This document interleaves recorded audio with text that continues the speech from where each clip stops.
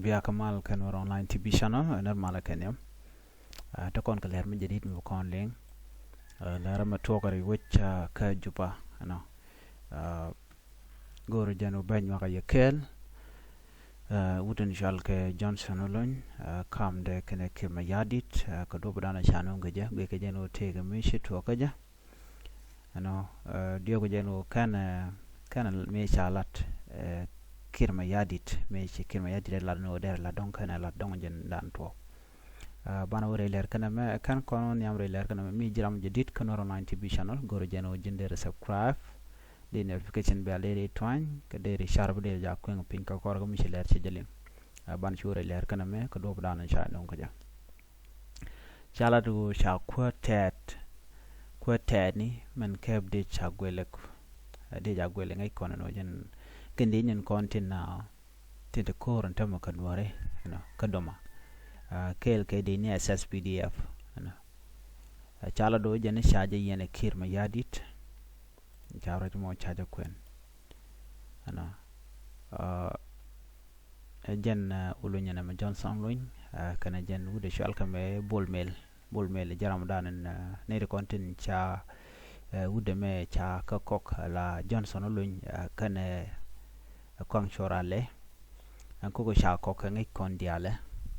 o ya naga dorun ya naga dorkun no ko kwang chorale nor ku de me e wutet alo ngaje gwanu bika wuga ke betekring botuok okay so use ke jenu nange de ni ku nanga ka kor ano ka unyen ka nuare ka nasar kana wala nange de nanga ja ka nasar kana wala ka wen winami bate mi ci be bech ka kora me dong de ko baaje yen wude me so jen mi chaaji yen la to ka do bana chalat ka ja dera kwi ko chaade de no ke agwele force chaaje joj ke chaaka na kare kurran ci to ko ntama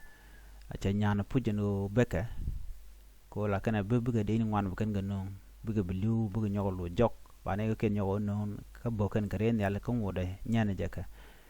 nyok dong en point de ulun ba dong che lo no wu che manu ka liure ko mo so no mo dong a kel mo dong de je yen ke ja men kulretin men biya ngach no ko kore dane che tok me cha ju ken jang kel ke SSPDF ka kana gwele force ne ken diale konte cha nang do lol ka mala kala jen ku en linga no che kan hore kan ko ma gre do ken lo nyin kan hore ke nakan ware cha taga jibone ka do bana chalat ke jem tega kan mi kan kullar gwada man no ete ke nuar te kor jandang diech ti chicken te gang kan kare wi ka malakal kan ted mu kwa tok wala shi tong ura kana confirm no mite kan wara te ten la tok te gan ga kaf ke cha kan re dole ken cha ko gang ni re content ten la dini agwele force la dini kan Johnson olun mudong de kula jena mo wal ngu kana kon ngach ban men ten shik chicken fang ngan jang kan ta to la tok chi unwar chicken ka ta gon kon de ten no kan information adien mi jidit kan la link so men ten jena riun war ngan chi gen la tok ka malakal no shigro bar nene re kon chi do te cha kon vince no tele yerek tele problem cause na me kor jejen bor ken kuma no kene ten kontin met ke kuma lan wer met ke kuma kene kon don ki dot kuma lakal ban ngoda ba yang yin wari do malakal bona ti ko kuma ngoda ba nyen je ko the moment cha ka shaga jakor bi ngado go anu bu ko lunjo ko ye ken ke be tegri ngwana to so en koro joka me tele fale ka yene ko lan wer me biya ngach ko tama cha wo kam to ko ken so chele che ka tayi wal either jin jang jin tat so ya bunware buga major yikana genesiu katen kon lat karodian so nware gorjen obene dial budien be chunga it doesn't matter no jin nga ko na men tama chawo bat kana nwar chele longot ka tayi dan kane kon bi jega be jalunga tat ko gwade be beni be jalunga tat kana jang kon te kanwar anam dong budej benwar baga jojen biya kandunon ko de ti ka ti chuden lat ko wan ber na le la ngwang kwang chora le just kwa use ne yos kan ja you know yot kan ban men teno cha Johnson lon cha yen ka jen rai dana cha lat bat kan confirmation mo to kan kon lat kana konung dio jaban je confirm bone in the end of the day me talk war she talk do ran chalat ke je kus gur jenu balanu la reality but rem was to talk ke nong yemane we won yam me dong la kach den ba la re ke nem no kwaje lode but me che talk den ka ba jangach kami ma to ba la definitely talk ko ni real to ban ko ngach but right now Johnson Luin ka do ran chalat ke je wa chaje yen but kana confirm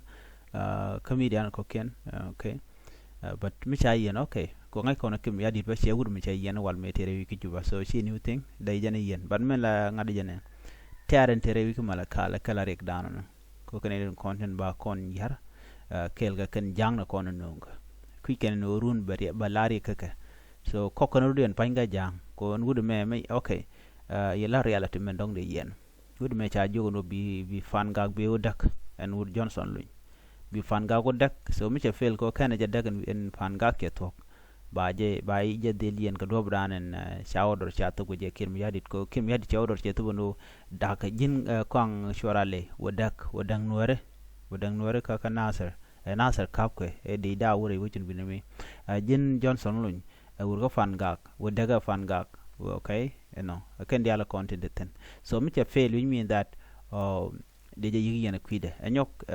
mu kuen ko linga na ka doma no bejang bugu nyin ka nori so controlale order cha to ya jo no ngamal